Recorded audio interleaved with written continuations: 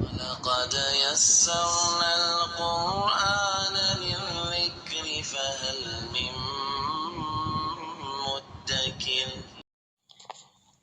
رب اشرح لي صدري ويسر لي أمري واحلل عقدة من لساني يفقهوا قولي.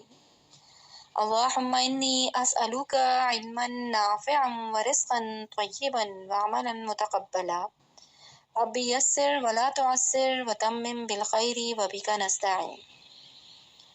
السلام علیکم ورحمۃ اللہ وبرکاتہ۔ امید ہے آپ لوگ سب خیر و عافیت کے ساتھ ہوں گے۔ اللہ تعالی ہم سب کو خیر و عافیت کے ساتھ اپنے حفظ و امان میں رکھے۔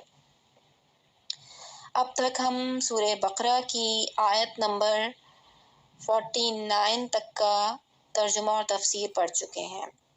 آج ہم سورہ بقرہ کی آیت نمبر 50 سے آیت نمبر 52 تک کا ترجمہ اور اس کی تفسیر پڑھیں گے۔ اللہ تعالی ہمیں قرآن کو پڑھنے، سمجھنے اور اس پر عمل کرنے کی توفیق عطا فرمائے، آمین۔ تو آئیے شروع کرتے ہیں۔ اعوذ باللہ من الشیطان الرجیم، بسم اللہ الرحمن الرحیم۔ وَإِذْ فَرَقْنَا بِكُمُ الْبَحْرَ فَأَنْجَيْنَاكُمْ وَأَغْرَقْنَا آلَ فِرْعَوْنَ وَأَنْتُمْ تَنظُرُونَ۔ اور جب ہم نے تمہارے لیے دریا پھاڑ دیا تو تمہیں بچا لیا اور فرعون والوں کو تمہاری آنکھوں کے سامنے ڈبو دیا۔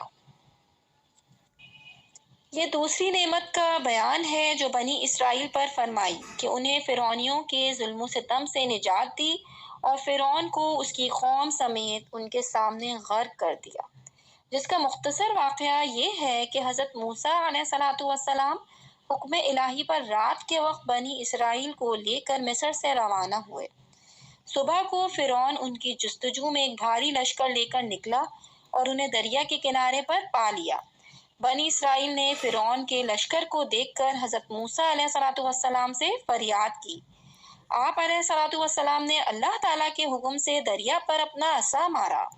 اس کی برکت سے عین دریا میں 12 خشک راستے پیدا ہو گئے اور پانی دیواروں کی طرح کھڑا ہو گیا اور ان آبی دیواروں میں جالی کی مثل روشن دان بن گئے۔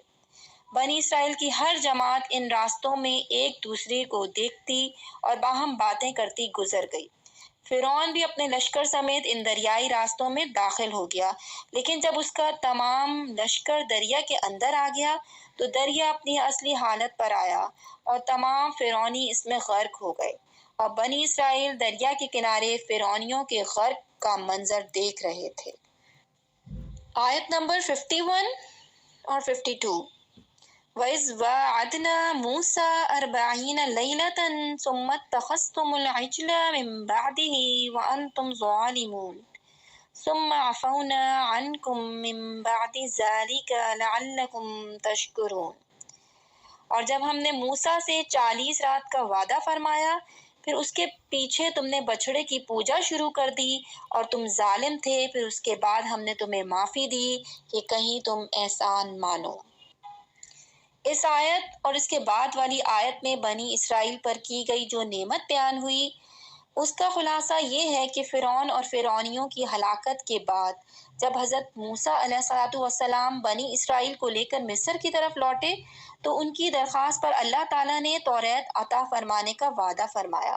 اس کے لیے 30 دن اور پھر 10 دن کا اضافہ کر کے 40 دن کی مدت مقرر ہوئی، جیسا کہ سورہ اعراف میں ہے۔ ان 40 دنوں میں ذی القعدہ کا پورا مہینہ اور 10 دن ذی الحجہ کے شامل تھے۔ حضرت موسیٰ علیہ السلام اپنی قوم پر حضرت ہارون علیہ السلام کو اپنا نائب بنا کر توریت حاصل کرنے کوہ طور پر تشریف لے گئے۔ 40 دن رات وہاں ٹھہرے اور اس عرصے میں کسی سے بات چیت نہ کی۔ اللہ تعالیٰ نے تختیوں پر تحریری صورت میں آپ علیہ السلام کو توریت عطا فرمائی۔ دوسری طرف سامری نے جواہرات سے مزین سونے کا ایک بچھڑا بنا کر قوم سے کہا کہ یہ تمہارا معبود ہے۔ وہ لوگ ایک مہینے تک حضرت موسیٰ علیہ السلام کا انتظار کرنے کے بعد سامری کے بہکانے سے بچھڑے کی پوجا کرنے لگے۔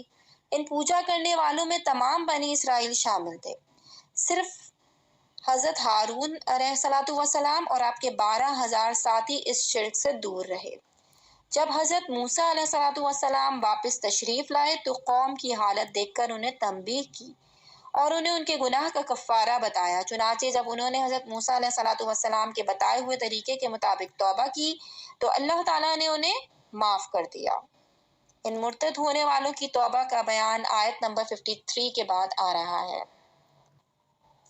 آج ہم نے سورہ بقرہ کی آیت نمبر 50 سے آیت نمبر 52 تک کا ترجمہ اور اس کی تفسیر پڑھی ہے۔ اللہ تعالیٰ اس کو اس کی بارگاہ میں قبول فرمائے، آمین۔